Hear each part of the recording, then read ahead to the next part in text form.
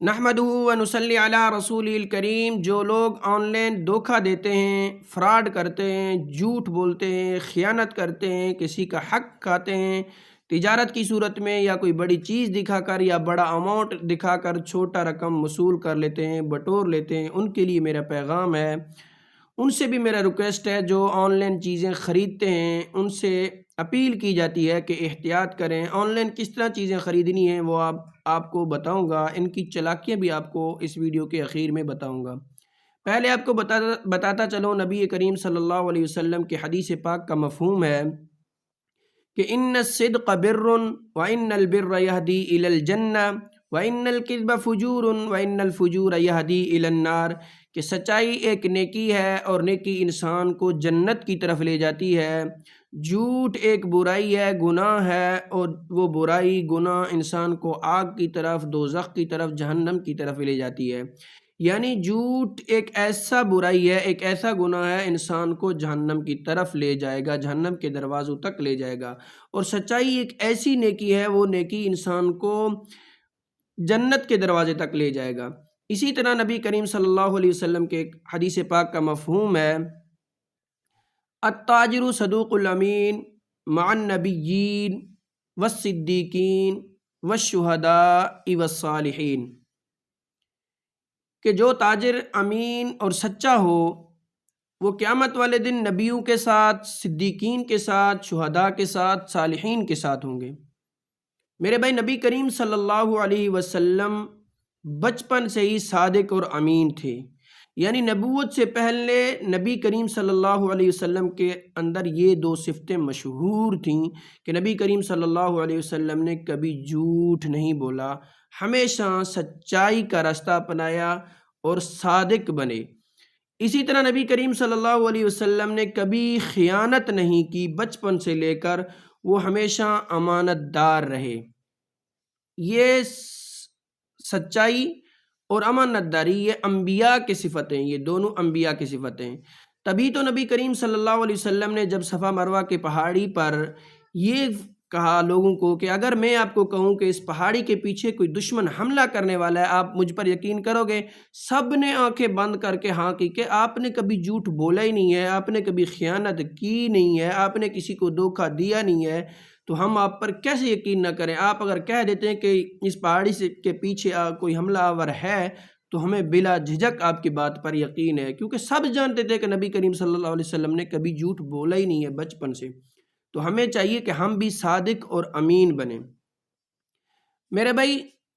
یہ جو on line لوٹتے ہیں، کاروبار کرتے ہیں، دھوکہ دیتے ہیں لوگوں کو، وہ کتنا بڑا نقصان کر رہا ہوتا ہے، میں آپ کو بتا رہا ہوں۔ وہ چار نقصان کر رہا ہوتا ہے، چار بڑے گناہ کر رہا ہوتا ہے۔ ایک تو جب وہ ویڈیو بناتا ہے، ایڈ بناتا ہے، اس کی ابتدا ہی جھوٹ سے کرتا ہے۔ وہ آگے سے کہتا ہے کہ بھئی میں آپ کی مدد کرنا چاہتا ہوں، گاڑی دینا چاہتا ہوں،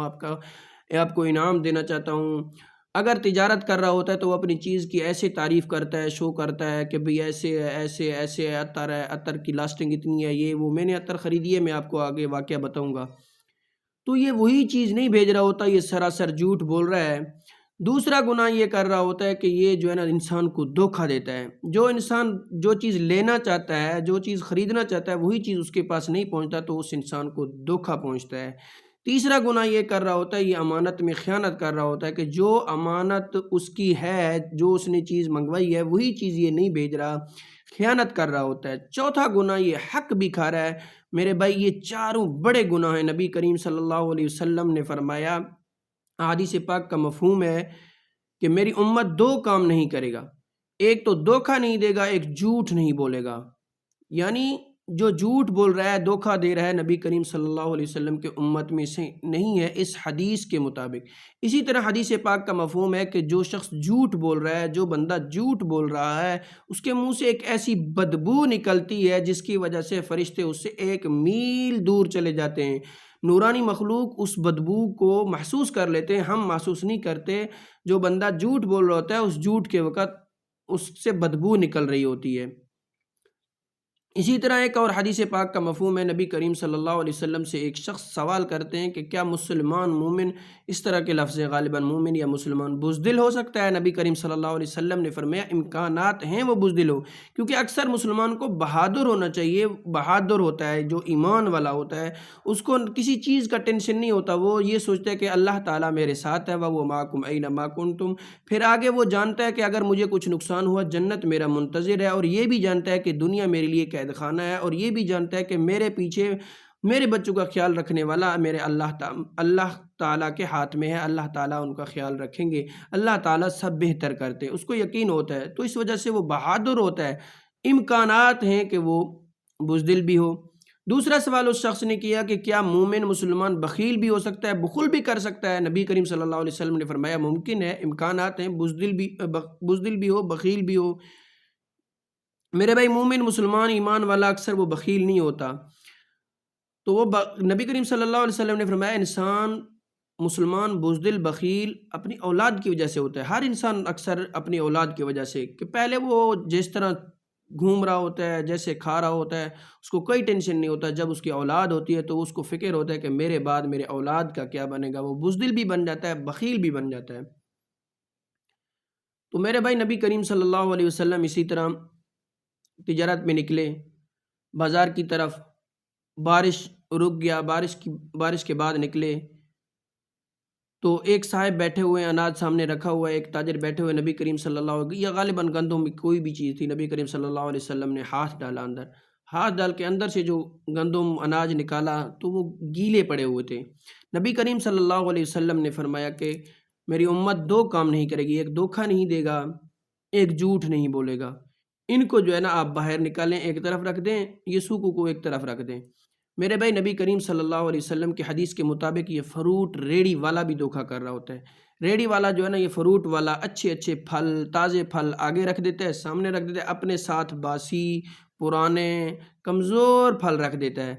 تو جب وہ کوئی خرید رہا ہوتا ہے، وہ جو ہے نا زیادہ تر اپنی طرف سے اٹھا کے دیتا ہے وہ ریڑی والا۔ میرے بھائی اگر آپ کو ساری ورائٹیاں بیچنی ہیں، آپ ان کو جدا کر کے رکھو، اچھوں کو الگ، دوسرے کو الگ، تیسرے کو الگ، اس طرح